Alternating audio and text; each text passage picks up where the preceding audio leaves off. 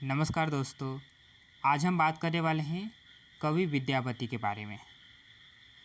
विद्यापति का जन्म 1350 ईस्वी में और मृत्यु 1460 ईस्वी में हुआ था। आचार्य रामचंद्र शुक्ल ने विद्यापति को आदिकाल के अंतर्गत फुटकल रचनाएं प्रकरण में रखा है। शुक्ल के अनुसार विद्यापति संवत 1460 के आसपास राजा शिव सिंह के यहाँ वर्तमान थे।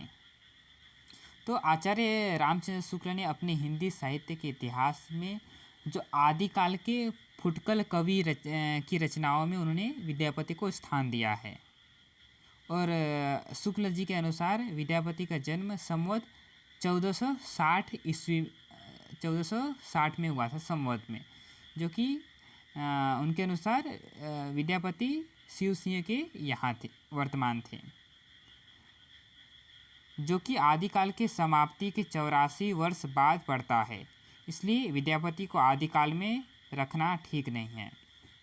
तो हम देखते हैं कि अगर मान लीजिए हम शुक्ल के अनुसार ही देखें तो इनका समय 1460 शुक्ल जी ने माना है संवत में, और शुक्ल जी के अनुसार आदिकाल का समय 1050 संवत से लेकर 1375 तक होता है। यानी कि अगर हम शुक्ल जी के अनुसार ही देखें तो विद्यापति का जन्म आदिकाल में न होकर भक्ति काल में हुआ है, पर फिर भी शुक्ल जी ने विद्यापति को आदिकाल के अंतर ही रखा है।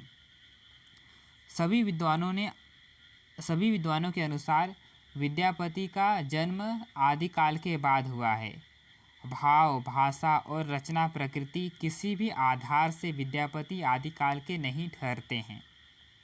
विद्यापति के ख्याति का एकमात्र आधार उनके द्वारा रचित पदावली है। यह रचना भाव, भाषा, रचना प्रकृति सभी दृष्टियों से मध्यकालीन है। इसलिए विद्यापति को मध्यकालीन कवि मानना ही उचित है। तो हम देखते हैं कि लगभग सभी विद्वान, उसमें नगेंद्र भी आते हैं, इन्होंने विद्यापति को भक्ति काल का कवि माना है। और विद्यापति का जो पदावली है, जो कि मैथिली भाषा में लिखा गया था, तो इसकी हम भाव और भाषा या रचना प्रकृति की जब बात करते हैं तो ये भक्ति काल का ही ठहरता है। तो विद्यापति की उपाधियाँ, यानी कि विद्यापति को कौन कौन सी उपाधि दी गई है। उनकी पदावली अपनी कोमलकांत पदावली के कारण जयदेव के गीत गोविंद के समान ही लोकप्रिय हुई, इसलिए उन्हें अभिनव जयदेव कहा जाता है। यह उपाधि शिव सिंह ने विद्यापति को दिया था। तो हम देखते हैं कि विद्यापति ने जो पदावली लिखी थी तो वो अपने कोमलकांत पदावली के कारण, जो संस्कृत के कवि हैं जयदेव, उनकी गीत गोविंद के समान ही काफ़ी लोकप्रिय हुई थी। इस कारण इन्हें अभिनव जयदेव, यानी कि नया जयदेव की उपाधि जो उनके राजा थे शिव सिंह, इन्होंने दी थी। तो विद्यापति की जो अन्य उपाधियाँ हैं, जैसे कि अभिनव जयदेव, फिर कवि शेखर, कवि रंजन, कवि कंठहार, 10 अवधान, राजपंडित, मैथिल कोकिल, तो ये सभी विद्यापति की अन्य उपाधियाँ हैं। विद्यापति की रचनाएं। विद्यापति ने कुल 14 ग्रंथों की रचना की, जिनमें 11 संस्कृत, 2 अवहट्ट भाषा में और 1 मैथिली भाषा का है। संस्कृत भाषा की कुछ रचनाएं हैं, जैसे कि भू परिक्रमा को बहुत से विद्वानों ने विद्यापति की पहली रचना माना है। पुरुष परीक्षा, लिखनावली, शैव सर्वस्व सार, दान वाक्यावली, गंगा वाक्यावली, गोरक्ष विजय एकांकी नाटक है। फिर इनकी अवहट्ट भाषा में लिखी गई 2 रचनाएं, कीर्ति लता, जिसमें कीर्ति सिंह के आश्रय में रहकर उन्होंने उनकी प्रशंसा में कीर्ति लता लिखी है। तो दूसरी कीर्ति पताका, जो कि शिव सिंह की प्रशंसा में इन्होंने ये कीर्ति पताका लिखी है। और शिव सिंह ही जो थे, इन्हें विद्यापति को अभिनव जयदेव की उपाधि दी थी। और मैथिली भाषा में विद्यापति ने पदावली लिखी थी।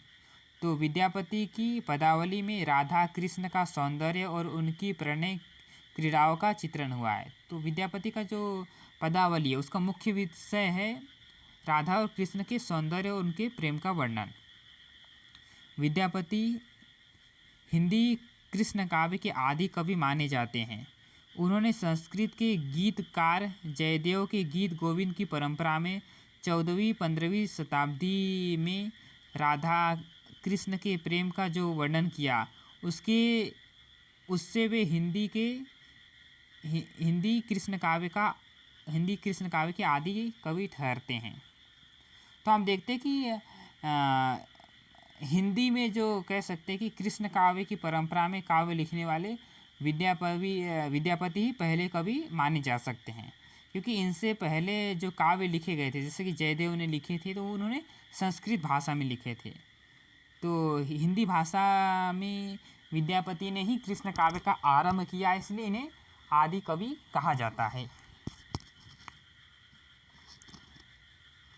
विद्यापति श्रृंगारी कवि या भक्त कवि। तो विद्वानों में लेकर मतभेद पाया जाता है। कुछ विद्वान विद्यापति को श्रृंगारी कवि मानते हैं तो कुछ लोग इन्हें भक्त कवि मानते हैं। तो हम देखते हैं कि कौन कौन से विद्वान इन्हें श्रृंगारी कवि मानते हैं। तो पहले आते हैं आचार्य रामचंद्र शुक्ल। तो वे पदावली के संदर्भ में लिखते हैं, उन्होंने यानी कि विद्यापति ने उन पदों की रचना श्रृंगार काव्य की दृष्टि से की है, भक्त के रूप में नहीं। विद्यापति को कृष्ण कवियों की परंपरा में नहीं समझना चाहिए। तो शुक्ल जी ने विद्यापति को श्रृंगारी कवि माना है, ना कि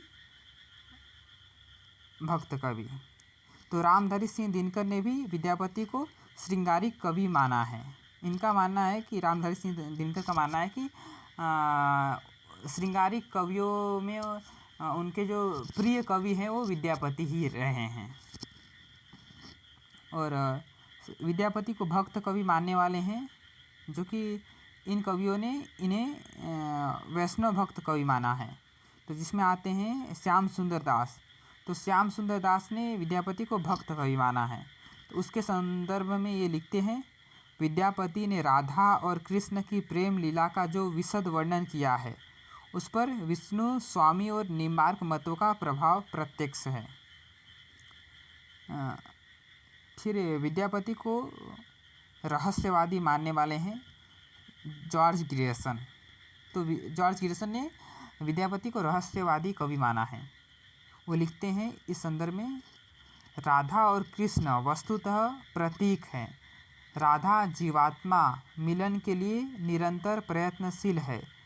यह प्रयत्न तब तक चलता रहता है जब तक जीवात्मा परमात्मा में लय होकर सायुज्य लाभ नहीं कर लेता।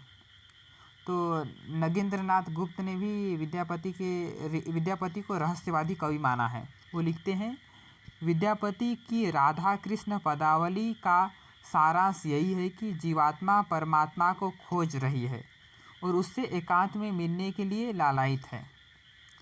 तो ग्रियर्सन ने और नगेंद्रनाथ गुप्त ने विद्यापति को रहस्यवादी कवि माना है।